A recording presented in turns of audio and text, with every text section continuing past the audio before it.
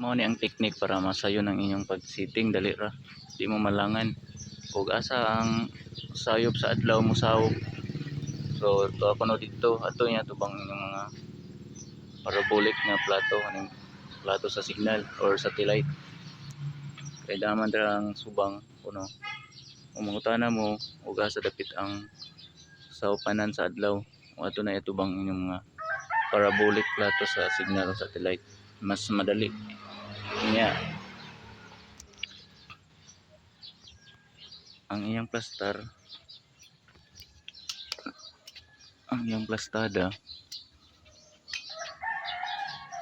mao ni mura siya o naka kuan dili siya dungo, di po siya kayo hangad ang iyang plastar mo ni naka-slanting ra. Tanaw ni mo ni naka-slanting ra, so dali ra na hanapon ang signal.